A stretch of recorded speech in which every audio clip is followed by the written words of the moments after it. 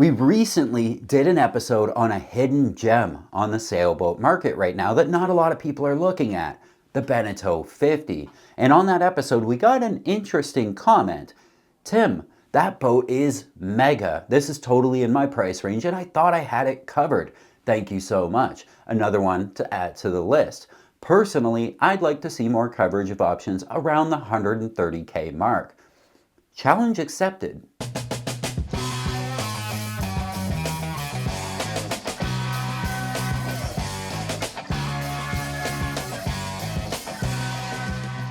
$130,000 may seem like a lot of money, and it is. When someone is spending that kind of money on the sailboat, it's more than just a weekend toy for them. They likely plan to do some long-range cruising, usually the Caribbean. The boat will be in the family probably for decades and get used a lot more than just your 25-foot weekender would. And in the days where houses are too expensive to own, $130,000 is a lot easier to finance when you might end up living on the boat anyway. So we'll keep that in mind today. A boat we can live on for 130 grand. And without even looking, I'll tell you the first thing that comes to my mind, a Hunter Passage. But don't let the Hunter badge fool you. This isn't a Dock Queen, it's the Passage series of boats. Center cockpit, massive back bedroom, very capable of living your Caribbean dreams. And sure enough, as soon as I start looking at 130,000, the first thing I see is a Passage. This is the 42, not the 45, but that's okay. They built these from 98 to 2004. It has a fractional sloop B&R rig, center cockpit, stainless steel main sheet traveler arch, raked stem, a walk-through reverse transom with a swim platform and a ladder, and internally mounted spade rudder controlled by a wheel and a fixed fin keel. The boat comes with a draft of 6.5 feet with a standard keel or 5 feet with the optional shoal draft keel. I'll probably be looking for the 5 because 6.5 is a bit deep. Comes with a Yanmar that you want it to have. The name of the game for Passage boats isn't sailing performance or racing around the marks on Wednesday night. It's not even entertaining wine tours of guests at the dock. The name of the game with this boat is doing very, very well at what the cruising sailor does 95% of the time, sitting at anchor in paradise. I thought cruising would be more about the sailing off remote islands, making crossings, overnight watches, and days at sea, but the truth is, it's really not. Not for the East Coast and the Caribbean cruiser anyway. The truth is, you'll spend very little time actually moving around. Hops from Caribbean island to Caribbean island are often just day hops. You leave at sunup and into the new anchorage or new country by dinner time. Most of the time, the cruising route is actually spent safely at anchor. So if you take that into account, it starts to make a lot of sense to buy the boat that works best in the anchorage. And that, my friends, is what the Passage does. The space and layout will keep you happy for long days in sunny places, but when it comes time to hit the road, she's very good at sailing too. And because she's a center cockpit, you can easily put an enclosure up for use in bad weather. And she's much harder to fall out of in rough seas because she's a center cockpit. I love the Passage boats, and they're getting cheaper, and for the Caribbean, they always make my top 10 list. Next up, there's a Hylas 44, for sale, cheap. The Hylas 44 is designed by German Frères. He does a lot of stuff with Beneteau.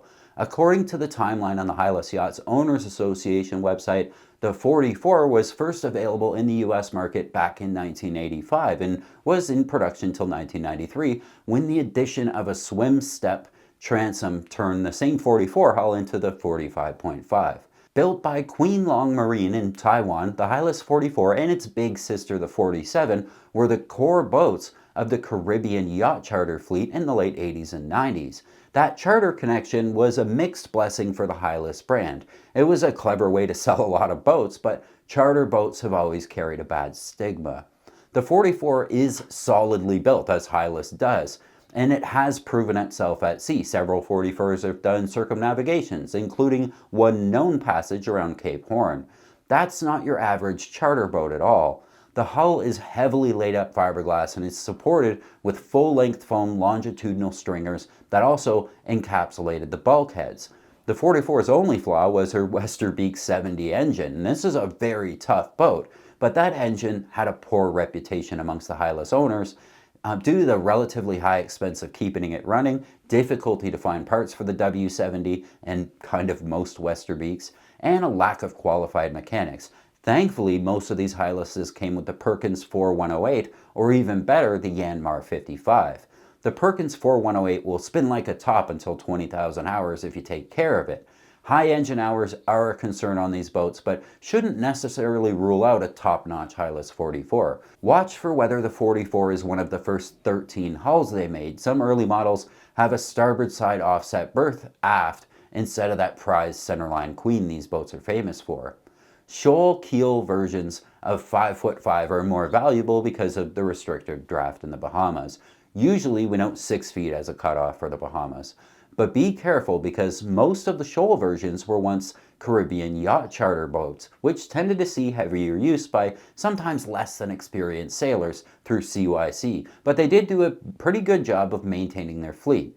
I've been impressed by the quality service groups involved in Hylas yachts. An easy way to tell is to look at the cockpit. If you don't see a Hylas logo, then more likely than not, that 44 was a CYC charter yacht.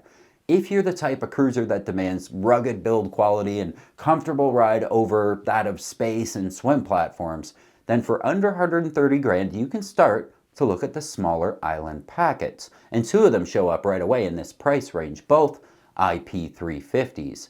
These started in the late 90s when IP was using the bad chain plates, so hopefully you'll find one post 1999. The IP350 quickly became one of Island Packet's most popular models, nestling in that size range, big enough for offshore voyaging, but small enough to be a manageable cruiser for a couple. Following designer Bob Johnson's formula of full keel cruiser with modern construction, it provides a lot of comfort for two people with plenty of room for the occasional guests. The renowned Island Packet construction provides peace of mind few other production boats can.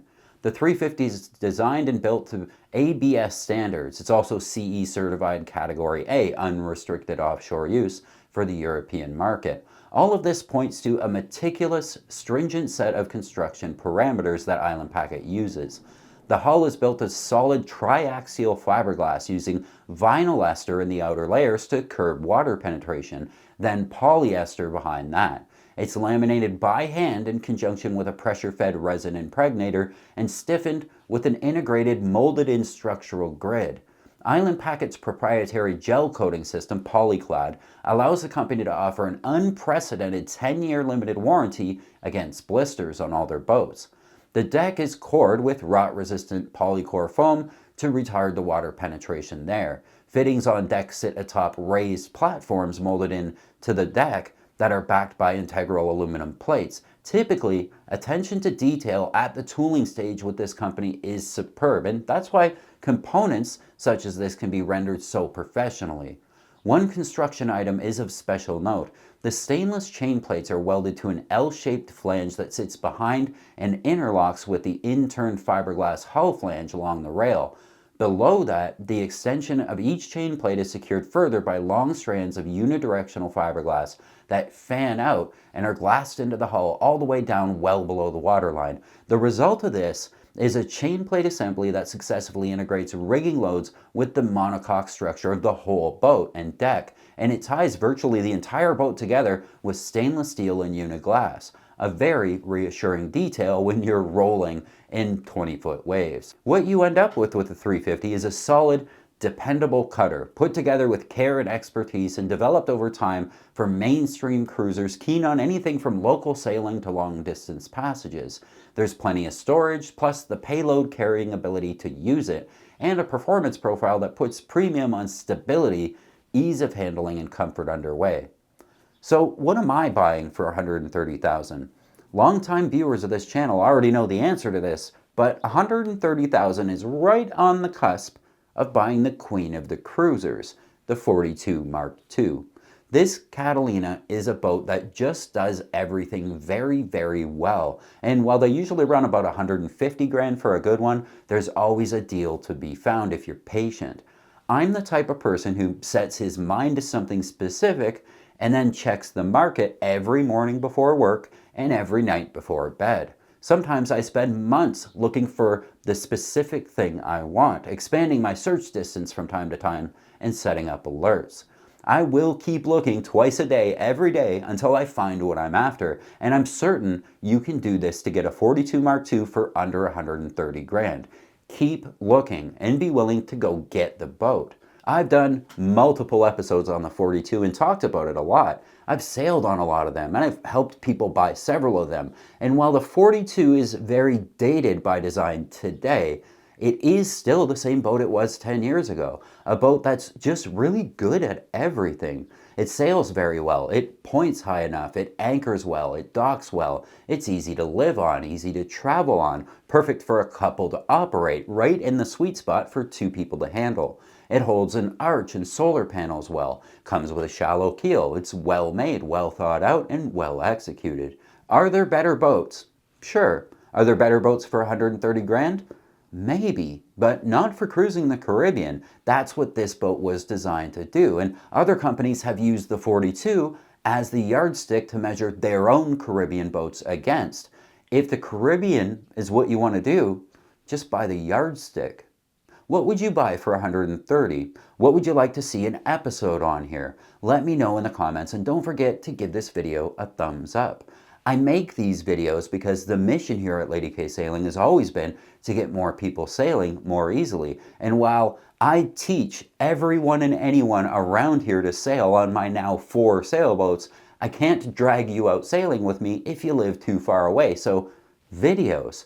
And I couldn't make these videos every week without your help. A big shout out to the patrons who give as little as a couple of bucks an episode to make this and the 4 little sailboats possible. You really are getting more people sailing by supporting this channel. If you'd like to help out, please consider becoming a patron. Until next time, friends, keep the heavy side down, but not too far down. I love you guys.